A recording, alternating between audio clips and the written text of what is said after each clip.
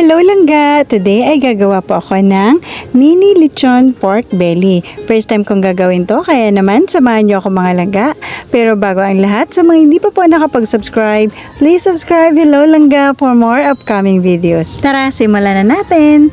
Meron po ako ditong 3 kilos na pork belly mga langga. Ayan, tusok-tusokin lang po natin ng tinidor para yung ilalagay natin mamaya na mga pampalasa ay manunuot po mga langga. At pagkatapos ay lagyan lang po natin ito ng patis. Ayan.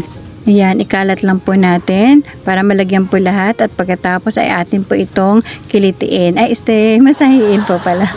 Chor! Pagkatapos ay ilagay na po natin itong ating bawang. Ayan, ikalat lang din po natin mga langga para lahat po ng part ng belly ay malagyan. Ayan po, ayan. Pagkatapos, sunod po natin yung ating sibuyas. Ayan. Ganun din po yung gagawin natin mga langga. Ayan, ikalat lang po natin para lahat po ng portion ng belly natin ay malagyan. Alam nyo mga langga, nagawa ko na to sa chicken dati eh. Pero sa pork belly, first time kong itong gagawin. Kaya titingnan natin kung ano yung kakalabasan na lasa nito. Nagdagdag lang po ako ng isang kutsarang ground pepper mga langga. Ayan po, masamasahiin lang natin ulit. Then sunod na rin po natin ilagay ay yung ating tanglad. Ayan, ilagay po natin ito sa gitna mga langga. Then sunod po yung ating sibuyas dahon. Ayan, hinati ko lang po para yung magkabilang side ay malagyan po. At sunod po natin ay tatalian po natin ito mga langga. At ayan, dahil ang hirap po niyang talian, kinailangan ko tuloy ng assistant. Yung totoo po mga langga, hindi ko talaga alam kung ano po yung tawag dyan sa panali sa pork belly mga langga. Sa mga nakakaalam po, pa-comment down below na lang po kung ano po yung tawag doon. Ayan tuloy. Tali ng sako ng bigas po yung aking ginamit. Pero ox lang din yun mga langga dahil naging okay rin naman po ang kinalabasan. Ayan, para-paraan na lang po, di ba? Char. Walang mahirap kapag ginusto, di ba? Tama mga langga? At ayan, ayusin na lang po natin, higpitan na lang po natin ang pagkakatali nito.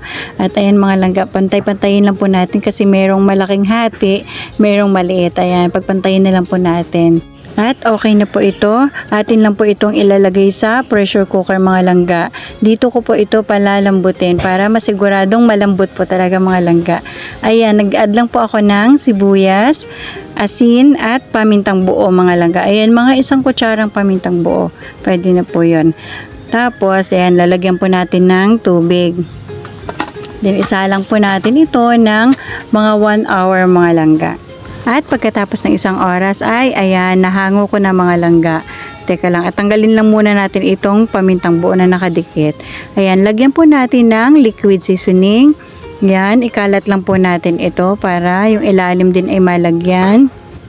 At pagkatapos ay i-air dry lang po natin ito mga langga ng kahit mga 1 oras lang ay pwede na po. Bago po natin i-fry. Ayan, after 1 hour, ayan, i-deep fry na po natin ito mga langga. Ayan, dahil natakot nga po ako doon at malakas po ang talsik, inilipat ko po dito sa kalan na kahoy mga langga. Ayan, baliktarin lang po natin para pantay po ang magkaluto ng magkabilang side. And this is it, ready to eat. Ayan, may tuklap na ang balat. Tara, kain po tayo.